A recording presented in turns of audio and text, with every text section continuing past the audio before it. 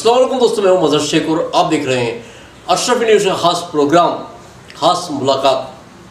दोस्तों, हर इंसान का एक ख्वाब होता है कि उसका खुद का अपना एक आशियाना हो और अपनी ज़िंदगी भर की पूंजी जमा करके वो एक मकान ख़रीदता है। लेकिन फ़िलहाल देखा जाए तो अहमदाबाद शहर में जगह की किल्लत होने की वजह से और आसान दरा जैसे कई चीज़ों को लेकर जगह की काफ़ी किल्लत हुई है। इसी वजह से कई जगह पर ऐसा भी है कि जहाँ पर टीपी स्कीम ना पड़ने की वजह से भी वहाँ पर मकान बने हुए हैं और ऐसी जगह कई बिल्डर जो है वो आम लोगों को मकान बेच रहे हैं। उन मकान ख़रीदने वालों के दिलो दिमाग में एक चीज़ होती है कि जब भी इम्पैक्ट फी का कायदा आएगा हम पैसे भरकर इम्पैक्ट फी भरकर उसे अपना जो है आशियाना लीगल करवा लेंगे और बेफिक्र हो जाएंगे। तो ये बात कहाँ तक हकीकत है, इसकी सच्चाई जानने के लिए आज हमारे साथ खुसूसी मेहमान हैं जाने माने आर्किटेक्ट रिजवान भाई कादरी साहब। रिजवान भाई, आपका इस्तकबाल है। अस्सलाम वालेकुम। रिजवान भाई, सबसे पहले तो ये बताइए कि गवर्नमेंट ने जिस तरीके से 2001 में, उसके बाद 2011 में और 2022 में इम्पैक्ट फी की जो स्कीम अमल में लाई है, इसके ऊपर कुछ रोशनी डालिए, क्या चीज़ है ये? मैं सबको पहले तो ये क्लियर करना चाहूँगा कि ये लॉ बना हुआ है अनऑथराइज्ड रेगुलेशन एक्ट। यानी बातों से ऐसा लगता है कि जैसा आपने अभी बताया कि लोगों के दिमाग में ऐसा है कि हर चीज़ लीगल हो जाएगी, यानी ऐसा नहीं होता। यानी उसके अंदर गवर्नमेंट ने भी कुछ गाइडलाइन बनाई हुई है। गाइडलाइन में एक देखा जाए तो सबसे पहले बात होती है कि जो लीगल किस तरह से होती है। मकान बनता है ज़मीन पर और फिर मकान प्लान पास होता है, दो चीज़ें होती हैं। यानी दो चीज़ें अलग है, वो लोगों को समझना पड़ेगा। सबसे पहले बात है कि जो ज़मीन पे मकान बना है वो ज़मीन किसकी है। यानी वो ज़मीन सरकारी ज़मीन है, वो ज़मीन कभी कितनी मतलब में किसी ऑथोराइज अथॉरिटी की है, अपनी खुद की नहीं है, नए करार की जगह है, वो जगह कब्रस्तान की जगह है, वो ज़मीन इंडस्ट्रियल एस्टेट में हैज़ार्ड एरिया में आती हो कि जहाँ मतलब में केमिकल फैक्ट्रीज हो, वो एरिया को हैज़ार्ड एरिया डिक्लेयर किया हो, वो सब आ रही हो, तो वो जगह में ज़मीन जो है वो लीगल नहीं कही जाएगी। तो सबसे पहले क्वेश्चन ये आता है कि ज़मीन लीगल नहीं है तो आपका मकान लीगल नहीं हो सकता। यानी पहली बात ये है कि ये सबसे पहले समझने की ज़रूरी है कि इसमें ऐसा भी आ सकता है कि कोई लेक में, जैसे चंडोला तालाब के आपके पास ज़मीन है तो लेक का पटा हैगा तो उसके अंदर जमीन जो लीगल नहीं होगी। रिवर फ्रंट पे हैगा तो रिवर बैंक पे रिवर का जो एरिया डिमार्क किया होता है वो होता है। कितनी जगह गवर्नमेंट के ऑथोराइज गवर्नमेंट की जगह होती है, टीपी स्कीम में जगह मतलब में कोई अलग पर्पज़ के लिए रिजर्व की होती है। तो ये सब जगह हैं जो कह सकते हैं तो वो जगह लीगल नहीं कही जाएगी। तो सबसे पहले ऐसे इलीगल जगह में मकान बने हुए वो कभी भी लीगल नहीं हो सकते, वो सबसे पहले लोगों को समझना ज़रूरी है। अब बात जो आती है कि गवर्नमेंट ये इसमें क्या लीगल करना चाहती है कि आपका खुद का प्लॉट है जिसके आप मालिक हो, खरीदा हुआ है, आपका खरीदा हुआ है, यानी उसको भी समझना जरूरी है। अपने कितने लोग ऐसा सोचते हैं कि खरीदा हुआ प्लॉट, यानी खरीदा हुआ प्लॉट कभी किसी गवर्नमेंट का प्लॉट आपने किसी से खरीदा तो वो इलीगल है, फ्रॉड है। अगर गवर्नमेंट की तरफ एक्वायर किया हुआ, गवर्नमेंट एक्वायर किया हुआ है, किसी ने कंपनसेशन ले लिया हुआ है, क्या यार रोड कटिंग में आता है, वो भी लीगल नहीं होगा। तो ये सब चीज़ें लोगों के समझने की ज़मीन है कि जगह legal in terms of revenue record पे लीगल। आपने पैसा दिया, अब जैसा चोरी का माल है आप खरीद लेते तो उसका लीगल नहीं हो जाता। इसी तरह से ज़मीन इलीगल है। जिस तरह से ज़मीन के नदी के पट में कितने एरिया में ऐसा है कि ज़मीन का रिक्लेम लैंड होती है जो रिकॉर्ड पे, यानी सबसे पहले किसी के भी जाके ये देखना पड़ेगा कि कौन से जोन में पड़ रहा है, वो जगह लीगल है कि नहीं है। ये जगह लीगल होगी फिर वो प्रोसीजर में उसके आगे बढ़ना चाहिए, अदरवाइज उसका लीगल होने वाला ही नहीं है, उसके समझने की ज़रूरत है। अदरवाइज प्लान सबमिट करने के बाद प्लान रिजेक्ट ही हो जाने वाला है। अपनी खुद की ज़मीन है जो लीगल ज़मीन है, जिस तरह से मैंने अभी बताया कि वो डेफिनेशन के पॉइंट ऑफ से थे कि अगर उसमें नए करार की जगह हैगी, वो जगह आपने खरीदी हुई है, वो जगह गवर्नमेंट की नहीं होगी, किसी खेडूत के पास की जगह, खेडूत की जगह आपने खरीदी हुई है, मगर वो भी लीगल नहीं होगी। नए करार की जगह को भी मतलब में जो होगा वो भी लीगल नहीं होगी। इस तरह से नया करार मींस नई शरत की जगह उसमें वो भी लीगल नहीं होगी।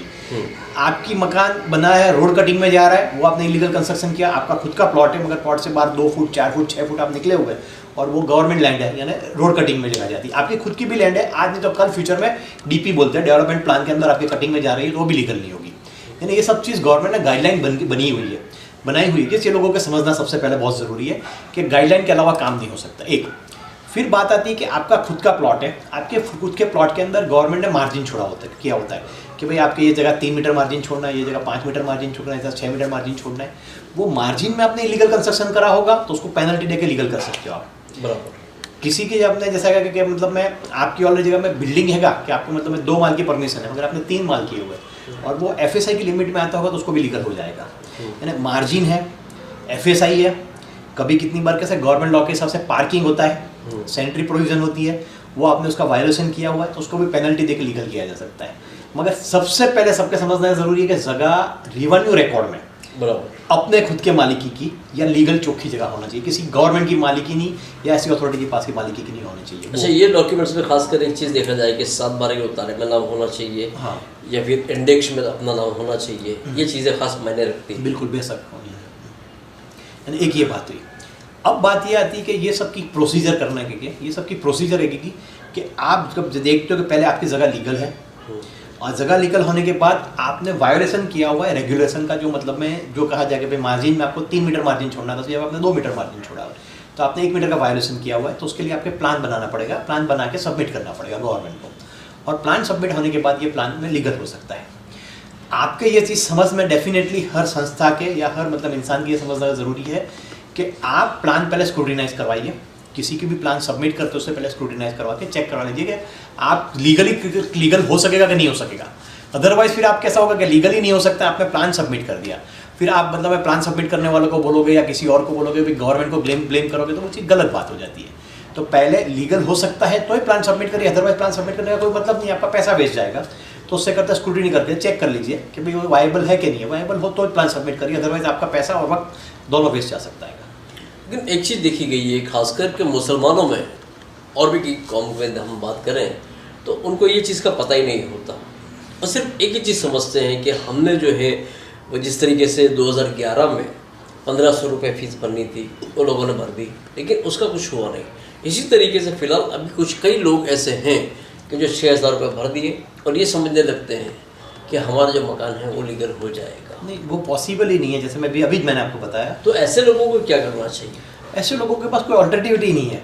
आप किसी और की जगह पे मतलब गवर्नमेंट लैंड है उसमें आप जाके बैठे हो, कब्रस्तान की जगह है उसमें अपना कंसेशन करके बैठे हो, स्मशान की जगह है उसमें आप कंसेशन करके रहते हो, गौचर की जगह है उसमें आपने कंसेशन कर लिया है, अपने नदी की जगह है, नदी के पट की जगह उसमें कंसेशन कर लिया, और तालाब की जगह है उसमें आपने कंसेशन कर लिया, तो या फिर टीपी स्कीम के अंदर जगह के अंदर कोई रहे वो अपने रिजर्व किया स्कूल पर्पज़ के लिए, गार्डन पर्पज़ के लिए, या रोड के कटिंग में जाती है, तो उसमें कोई हिसाब से पॉसिबल है ही नहीं। ये लॉ है, लॉ की भी गाइडलाइन होती है, ऐसा नहीं होता कि अपना कुछ भी हुआ गलत करा था गलत सही हो सकता है। तो ये सबसे पहले लोगों के समझना ज़रूरी है कि ऐसा हो ही नहीं सकता कि वो जो चाहे वो लीगल हो जाएगा, इसकी गाइडलाइन है। इसीलिए मैंने आपको बताया ना कि अभी पहले भी किसी लोगों के भी इसके जो अपने इम्पैक्ट में प्लान सबमिट करने वाले थे उनसे उनके पहले बैठ के उनसे नक्की कर लेने का कि भाई आप मेरी जगह का सर्वे कर लीजिए, मेरी जगह का मुआयना कर लीजिए, और उसके बाद आप मेरे को सही गाइडलाइन दीजिए कि मैं प्लान इन्वर्ट करेगा पास होगा कि नहीं होगा, तो ही मैं प्लान सबमिट करूँगा, अदरवाइज प्लान सबमिट करूँ तो मेरा पैसा बेच जाएगा। यानी आंख बंद करके जो है लोग 6000 रुपये जो भर रहे हैं या 5000 भर रहे हैं वो उनको भरना नहीं चाहिए, लेकिन इसके अलावा कोई जानकारी सलाह देना। इसमें ये भी मैं बोलूँगा कि कितनी बार कैसा इम्पैक्ट में प्लान रखने वाला वो होता है उसकी भी नीयत साफ नहीं होती। वो क्या होता है, वो आपको खोटी गलत बात देता है, वो बोलता है कि भाई आपके 6000 रुपये ऑफिशियल भर दे रहा हो, मेरे को 5000 रुपये दे दियो, मैं आपका प्लान इन्वर्ट कर दूंगा। अब वो मतलब मैं उसको खबर है या उसको भी नॉलेज नहीं है, या उसको नॉलेज है तो वो जानबूझ के मतलब आपसे गलत करवा रहा है और फिर बोलेगा कि आपका प्लान पास नहीं हो रहा, सिर्फ उसके 5000 रुपये के लिए आपको फंसा रहेगा, ऐसी वाली बात हो रही है। तो वो भी आपको समझना जरूरी है कि जो इम्पैक्ट में अपने ऑलरेडी प्लान सबमिट कर रहे हो तो जेन्युइन लोगों के पास जाओ जो सही मानों में आपको सही गाइड करे, और सही गाइडेंस के बाद में उनसे भी कमिटमेंट लो। प्रैक्टिकली देखा जाए तो मैं तो ऐसा मानता हूँ कि उनको भी आंसरेबल बनाओ कि आप हमको अब 2000-5000 रुपये हम आपको फी दे रहे हैं, जो मेरे प्लान में लीगल पॉइंट ऑफ व्यू से कोई भी गलत तरीके से होता है, आप मेरे को जबरदस्ती प्लान इन्वर्ट करवा रहे हो और प्लान पास नहीं होगा तो मैं आपको पेनल्टी लूंगा, या आपको मतलब किसी 2 आदमी को बिठा के बात करके यानी मोरली वसूल से बाइंड कराइए। और ये चीज़ों में कितनी बार ऐसा भी है, गवर्नमेंट की गाइडलाइन में भी क्लियर कट लिखा हुआ है कि आपने प्लान इन्वर्ट करा उसके बाद गवर्नमेंट ने रिजेक्ट की, तो रिजेक्ट करी तो आप मतलब में विद इन शॉर्ट टाइम के अंदर मतलब में 1 हफ्ते के अंदर एप्लेट अथॉरिटी के पास जाके आप मतलब में कह सकते हो कि भाई विरोध आपका वादा बता सकते हो, और फिर मतलब में आगे जाने के 6 महीने के अंदर मतलब मैं आपको इसको प्रोसीजर करके उसके अंदर आगे जाके कर सकते हो। मतलब कब वादा होगा, गवर्नमेंट की गाइडलाइन में होगा तो नहीं, मगर गाइडलाइन के बाहर होगा ना, आप ये बोलोगे मेरे को कुछ भी करके लीगल कर दो तो होने वाला ही नहीं है। और जिस तरह से आपने बताया कि ये सब मुसलमानों की बात नहीं है, सब कोई भी जो पढ़ा लिखा नहीं होता उनकी सबकी यही होती है कि वो मतलब में आइदर किसी पे ब्लाइंड फेथ कर देते हैं और ऐसा फ्लेट कर देते हैं कि जैसे जादू होने वाला हर जगह पे। तो लाइफ में कभी जादू नहीं होता, उसकी हर चीज़ की गाइडलाइन होती है, वो गाइडलाइन के हिसाब से काम होता है। सच्चाई को सामने रख के मतलब आगे बढ़ना चाहिए, अदरवाइज मतलब मैं समझो उनको मतलब मैं मुंह की खाना पड़ेगी, ऐसी वाली बात हो गई और उनका डबल नुकसान होगा। टेक्निकली देखा जाए तो ये वो नुकसान हो गया कि इनकम मतलब उन्होंने पैसा लगाया, सब कुछ लगाया, एक आस लगाई और पैसा और आस तो गया है, और उसके बाद आपने मतलब में ऑलरेडी आपने जो गवर्नमेंट की गाइडलाइंस के उससे गलत काम किया हुआ है, तो गवर्नमेंट को डेफिनेटली पता चल जाएगा कि क्या क्या चीज़ गलत हुई है। तो उस हिसाब से मतलब आज नहीं तो कल गवर्नमेंट को आपका आके आगे डेफिनेटली तोड़ देगी। उनके पास आप डेटा आप दे रहे हो कि भाई हम लोग ने इतने गलत करके बैठे हो गए, तो वो इन्फॉर्मेशन गवर्नमेंट के पास जाएगी, उसका गवर्नमेंट फ़ायदा भी ले सकती है। चलिए सुन भाई, यहाँ पर एक बात और बताइए कि ये तो हुई ऐसे लोगों की बात कि जिनके पास में ज़मीन जो है वो लीगल नहीं है, लेकिन जो लोगों के पास ज़मीन लीगल है, बांधकाम बनाया हुआ है, उन लोगों के लिए गाइडलाइन क्या है खासकर? अब जैसे मैंने उसको बताया कि जैसा एक बात है कि गाइडलाइन क्या आती है, सबसे पहले गाइडलाइन क्या आती है कि भाई आपका प्लॉट लीगल है। उसके बाद कंस्ट्रक्शन में गवर्नमेंट ने गाइडलाइन दी होती है कि भाई कंस्ट्रक्शन में आपको चारों तरफ मार्जिन छोड़ना होता है कि भाई इस तरफ 2 मीटर छोड़ो, एक तरफ 4 मीटर छोड़ो, कभी 6 मीटर छोड़ो, ऐसा छोड़ा होता है। तो मार्जिन में आप जाओगे तो गवर्नमेंट पेनल्टी देकर उसको लीगल कर देगी, point number 1। Point number 2, vertical height में होता है, जैसा कि मतलब में 2 फ्लोर की परमिशन है, 3 फ्लोर की परमिशन है, जो भी गाइडलाइन की परमिशन है उसमें आप ऊपर जाओगे तो उसमें भी पेनल्टी लेके लीगल कर देगी। उसके बाद जो बात प्रोविजन होती है कि प्लान के अंदर दूसरा वायलेशन क्या आएगा, जैसा कि मतलब मैं आपको ऑलरेडी कुछ मतलब में गलत कंसेशन किया हुआ है कि भाई आपने चेंज ऑफ यूज़ किया हुआ है, आपने रेसिडेंशियल पर्पज से इस्तेमाल की जगह थी उसमें कमर्शियल कर दिया हुआ, तो उसके लिए भी पेनल्टी लेके लीगल कर देगी। चेंज ऑफ यूज़ होगा उसको भी लीगल कर देगी। इस तरह से मतलब मैं जैसा हुआ मार्जिन हुआ, हाइट होगा, चेंज ऑफ यूज़। उसके बाद ऐसी आती है कि भाई आपने जो कुछ भी किया हुआ है वहाँ का FSI क्लियर किया होता है कि भाई 100 वार के प्लॉट के ऊपर 200 वार का बांधकाम कर सकते हैं एग्जाम्पल, और आपने 200 की जगह पे 400 वार का बांधकाम किया, तो गवर्नमेंट का नॉर्म्स है कि भाई जितना वो जो बांधकाम की परमिशन उसका 50% लीगल हो सकेगा। यानी आपके 200 वार का बांधकाम की परमिशन है तो आपका 300 वार बांधकाम पर लीगल हो सकेगा, 400 वार का लीगल नहीं हो सकता, तो उतना है, बाकी आपका इलीगल रह जाएगा। फिर जैसा आता है कि गवर्नमेंट की प्रोविजन के हिसाब से मार्जिन में जैसा कि पार्किंग छोड़ना होता है, गाड़ी की जगह पार्किंग होता है, और कितने बड़े बड़े जैसा होता है, ये आपने छोटे प्रोजेक्ट की बात की, मगर बड़े प्रोजेक्ट है जैसे कॉमर्शियल कॉम्प्लेक्स है, अपार्टमेंट है, तो इसके अंदर मतलब में ज़्यादा लोग रहते हो, 25 लोग, 50 लोग, 100 लोग, 200 लोग रहते होते हैं, तो उसकी पार्किंग की रिक्वायरमेंट होती है। और पार्किंग में कितनी बार बिल्डर ने फ्लैट बना के दे दिए होते हैं, बिल्कुल ऐसा भी होता है। तो अब वो केस में पार्किंग का वायोलेशन हुआ, जो लॉ है उसके हिसाब से पार्किंग जितना ज़रूरत है उसका 50% पार्किंग आप प्रोवाइड करते हो तो भी उसको पेनल्टी लेकर लीगल कर देंगे। और कभी ऐसा है कि भाई आपके पास पार्किंग यहाँ अवेलेबल नहीं है, तो आप बाजू में किसी और प्लॉट से खरीद के या प्लॉट में बता सकते हो भाई यहाँ नहीं है कि आप हमारे विदिन 500 मीटर के रेडियस में आप बता सकते हो पार्किंग यहाँ हम दे देंगे, तो वो पार्किंग में उसके देखिए फिर भी उसको भी मतलब लीगल कर देंगे। गवर्नमेंट ने ऐसी अलग अलग प्रोविजन की हुई है। इसमें एक बात और यहाँ पर पूछो आपसे, खासकर कई लोग पहले क्या करते हैं कि फ्लैट बनाने के वक्त नीचे पार्किंग रखते हैं, उसके बाद उस पार्किंग में दुकानें बना लेते हैं। तो मैंने आपको ये बताया कि गवर्नमेंट ने बताया कि भाई इस वक्त में मतलब बिल्डर ने आपके साथ गलत किया, आपने उस वक्त में चेक नहीं किया कि भाई आपका इलीगल कंस्ट्रक्शन था और मतलब में दुकान पास नहीं हुई है, वो पार्किंग में पास हुआ है, मगर उसके बाद पार्किंग के वायलेशन में जिस उस टाइम पे जो पार्किंग दिया था उसका 50% पार्किंग है, तो आपको फिर लीगल पेनल्टी लेकर गवर्नमेंट लीगल कर देगी। ये सब चीज़ों में 6,000 रुपये सिर्फ 50 स्क्वायर मीटर वाले मकान के कंस्ट्रक्शन से, उसका जितना कंस्ट्रक्शन बढ़ता जाएगा उसके मल्टीप्लिकेशन में आपको पेमेंट देना पड़ेगा। ऐसा नहीं कि 6,000 रुपये में काम हो जाएगा। आपने कंस्ट्रक्शन में वायोलेशन किया हुआ है 2,000 मीटर का, तो वो 50 मीटर के मल्टीप्लिकेशन में जो भी 6,000 मीटर का 6,000 रुपये का रेट होगा उसके हिसाब से पेमेंट देना पड़ेगा। ये टेबल बनाया हुआ गवर्नमेंट ने, जिस तरह इनकम टैक्स का टेबल होता है इसी तरह से टेबल है, वो उसको डिटेल में डिस्कस करने की जरूरत नहीं है। समझदार लोग जिसके पेनल्टी होगी वो उसके हिसाब से पेनल्टी देकर लीगल हो जाएगा। अच्छा, खासकर एक बात और कर रहे हैं हम कि छोटे छोटे जैसा सिटी इलाके की बात करें हम, तो मोहल्ले वगैरह में जो फ्लैट बनाए हुए हैं वहाँ के लिए क्या कहते हैं? तो उसमें भी क्राइटेरिया तो यही रहेगा, आपका खुद का प्लॉट हो, खुद के प्लॉट के हिसाब से। अब कैसा होता है कितनी बार प्लॉट जो छोटा होता है उसमें 4 अपने एग्जांपल के लीगल प्लॉट 100 वार का आएगा, बांधकाम की परमिशन FSI 2 के हिसाब से 200 वार की आएगी, और आप 600 वार का बांधकाम कर दोगे तो ऊपर वाले तक लीगल होने वाला ही नहीं है। जितने की प्रोविजन की लिमिट में होगा उतना का लीगल होगा। यानी ऐसा भी नहीं है कि भाई आपको 2 माल की परमिशन थी, आपने 6 माल बना दिए तो आपका लीगल होगा। 2 माल की परमिशन थी मगर आपने 4 माल बना दिया, 5 माल बना दिए, मगर कंस्ट्रक्शन कम किया हुआ है और जो वायोलेशन की लिमिट में आता है तो आपको लीगल हो जाएगा।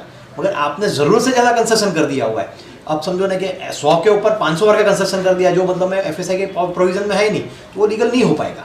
तो उनके वो भी समझना ज़रूरी है कि हर चीज़ हर फ्लोर जैसा जितना 4 माल ऊपर कर दिया उसका मतलब कि वो लीगल होना ज़रूरी नहीं है। यानी इन सब गवर्नमेंट ने ऐसा किया, आटे में नमक जितना नहीं पर आटे में आधा आटा मिला दो कितना काम हम लोग चला लेंगे, यानी 50% जितना चला लेंगे। मगर आप प्लॉट 100 वार का होगा, 100 वार के ऊपर मतलब में FSI 2 का आएगा, 200 वार का बांधकाम पे हम लोग 50% यानी 300 वार का चला लेंगे। 200 वार का 50% 100 वार हुआ तो 100 वार पे 300 वार तक चला लेंगे एग्जाम्पल। अब जहाँ जगह FSI 2.7 या 3 FSI है कोई जगह पे एग्जाम्पल यहाँ देता हूँ, तो 100 वार पे 300 वार अलाउ होगा, 3 FSI यहाँ हुआ तो 300 वार का 50% क्या हुआ 150 वार, तो 150 वार वापस अलाउ होगा, 450 वार अलाउ हो जाएगा। इस तरह से लोगों के समझने की जरूरत है, बहुत डिटेल में लोगों को सोचने की जरूरत नहीं है। लोगों के ये सोचना है पहले कि हमारा प्लॉट लीगल होना चाहिए, और उसके बाद जो भी जिसको भी सौंप रहे हो काम, जो भी मतलब में ये इंजीनियर होते हैं जो लाइजनिंग का काम करते हो, वो भी अच्छा इंसान होना चाहिए, चोखा इंसान होना चाहिए, वो आपका फ़ायदा ना उठा जाए। तो वो चोखे इंसान से बैठ के बात करना चाहिए और उसके पास से समझना चाहिए गाइडलाइन के हिसाब से क्या क्या लीगल बन सकता है, क्या लीगल नहीं बन सकता है, और जितना लीगल बन सकता है उतना प्रोविजन के हिसाब से आपके सबमिट करना चाहिए। कितनी बार कैसा होगा कि भाई आपको 600 बार का प्लान में 500 बार का सबमिट हो सकता है और 600 बार नहीं हो सकता, गवर्नमेंट उसको 100 बार को इलीगल रख के बाकी का 500 बार तो लीगल करके दे देगी आपको। तो वो भी कम से कम उतना भी करा सकते हो आप, जितना लीगल हो तो इतना लीगल तो करा ही सकते हो वो चीज़ है। मगर ये चीज़ सोचना है कि जो प्रोविजन में होगा वो चीज़ होगी, विदाउट प्रोविजन कोई चीज़ नहीं होगी। ये गवर्नमेंट ने गाइडलाइन क्लियर कट बना के रखी हुई है। अच्छा जिधर मैं खासकर आपसे एक सवाल पूछूँ यहाँ पर मैं, कि अक्सर जो बिल्डर होते हैं वो जो बिल्डिंग बना देते हैं और ख़रीदार को ये बताते हैं कि अभी फ़िलहाल ये कायदे से लीगल नहीं है, लेकिन जब इम्पैक्ट फी का कायदा आएगा आपका ये जो मकान है वो लीगल हो जाएगा। और इसी तरीके से हर 10 साल के अंदर ये कायदा आता भी है, लेकिन कई लोग ऐसे हैं जिनके मकान अभी तक भी हुए नहीं है। तो क्या जो ख़रीदार हैं उनको बिल्डर में मकान लेते वक्त बिल्डर की किन बातों का ख्याल रखना चाहिए? देखो, सबसे पहली बात, आप आपका हलाल पैसा दे रहे हो, तो गलत बिल्डर जो बोलता है उसकी बातों पे यकीन करते हो क्यों? बिल्डर तो झूठ ही बोलने वाला है, अपने इस तरह से सोचे। कोई भी आदमी बिजनेस कर रहा है तो वेस्टेज इंटरेस्ट के साथ झूठ बोलने वाला है। 100 रुपये की चीज़ आपको 50 रुपये में देता हो और 50 रुपये आपके 5 साल 10 साल के बाद गवर्नमेंट को देके लीगल होता हो तो अलग बात है, वो भी कब पता नहीं है। यानी आपको पता ही नहीं है पहले तो ज़मीन लीगल है कि नहीं है। यानी आप पटा बांध के अच्छा हार्डवेयर के पास क्यों जाते हैं या ऑर्थोपेडिक डॉक्टर के पास क्यों जाते हैं, या फिर मतलब मैं एग्जांपल के जिस तरह से कि हाँ के दिल की बीमारी है तो क्यों अपने कार्डियोलॉजिस्ट के पास जाते हैं। जब जाते हैं तो उनको वो समझदारी, इसी तरह से ये सोचना है कि जिस तरह से आपकी जान है इसी तरह से मकान आपके अकेले की नहीं, आपके फैमिली की प्राइवेसी, फैमिली की सिक्योरिटी और सब चीज़ लगी हुई है। खुदा न खास्ता आप नहीं रहे ज़िंदगी में, उसके बाद आपकी फैमिली का क्या होगा वो सोच के करिए। और आपकी जो प्रॉपर्टी एग्जाम्पल के लाइफ की 50 लाख 25 लाख की प्रॉपर्टी आपने जो ली है वो लीगल नहीं होगी, कभी टूट जाएगी या कभी आपके पास नाम से किसी और के नाम पे चली जाएगी तो आप रोड पे आ जाओगे। इससे करते बेहतर है आपके हयाती में या आपके मतलब में बाद में हर किसी को प्रॉपरली इसका बेनिफिट मिले और सुकून से इंसान रह सके, उसलिए प्रॉपर कंसल्टेशन के बगैर पागल की तरह आगे नहीं बढ़ना चाहिए। चलिए यहाँ से मैं आखिरी सवाल एक आपसे और करूँगा कि जिस तरीके से वेचाण करार और पावर ऑफ अटर्नी की मैंने आपको बात की, अगर ऐसे मकान को कोई कब्जा कर लेता है तो उस पर केस नहीं होता, ये बात सही? नहीं, उसमें कायदे में मतलब मैं ऐसी बहुत क्लियर कट जिस तरह से अपने बोलते हैं ऐसी बहुत क्लियर कट प्रोविजन नहीं होती, उसमें बहुत सब पार्ट देखने के होते हैं। मैं भी कोई रेवेन्यू का वकील नहीं हूँ, मैं आर्किटेक्ट हूँ प्रोफेशन से, तो 100% क्लियर बात नहीं कह सकता और कोई वकील भी नहीं कह सकता। क्यों नहीं कह सकता? कि जब तक पेपर प्रॉपर देखे नहीं, पेपर समझे नहीं, कि उसमें बहुत सब बारीकियाँ होती है। अब कौन सी बारीकी में कौन सा इश्यू है क्या आएगा उसके हिसाब से हो सकता है। आइडियल कंडीशन में वेचाणकार और पावर ऑफ अटर्नी की जगह नहीं लेना चाहिए, वो बेहतर है। और ले रहे हो तो ऐसे लोगों को, एक्सपर्ट लोगों को कंसल्ट करो कि वो आपके पेपर ऐसे बनाए कि आपको आने वाले तकलीफ में कम तकलीफ पड़े। तकलीफ तो पड़ने वाली, वो कंफर्म है कि आपने गलत चीज़ कर रहे हो, क्योंकि वो चीज़ है कि वो चीज़ के हिसाब से मतलब मैं तो मतलब मैं वो पेपर में आपके नाम पे दस्तावेज नहीं हो रहा, आपके नाम पे मतलब ऑफिशियल रेवेन्यू रिकॉर्ड में नहीं चल रहा, तो वो चीज़ गलत ही है। बेचारा पावर अपने कब्जा कराना वो सब एक शॉर्टकट है। अब वो शॉर्टकट को मतलब मैं बेहतर नहीं है, मगर उसका कोई ना कोई रास्ता होगा, वो लीगल एक्सपर्ट को पूछ के आगे बढ़ना चाहिए। चलिए बहुत बहुत शुक्रिया रिजवान भाई, आपने जो जानकारी दी। तो दोस्तों, रिजवान भाई से हमको जो जानकारी मिली इससे खास कर एक बात का पता चलता है कि जब भी हम हमारी ज़िंदगी की कमाई से जो आशियाना ख़रीदते हैं, जो मकान ख़रीदते हैं, उसके पेपर की सही तरीके से सलाहकार के पास से जानकारी लें और उसके बाद ही मकान को ख़रीदें। और रही बात इम्पैक्ट फ़ी की, तो इम्पैक्ट फ़ी भी कहाँ तक हो सकती है नहीं हो सकती, ये सलाहकार की सलाह लेना बहुत ही ज़रूरी है। तो इन सब बातों का ख्याल रखते हुए ही ये सब काम करें। तो मैं मदद से आपसे इजाज़त चाहता हूँ, फिर मिलेंगे किसी और टॉपिक के साथ। कैमरामैन खुर्शीद शेख के साथ, अल्लाह हाफिज़।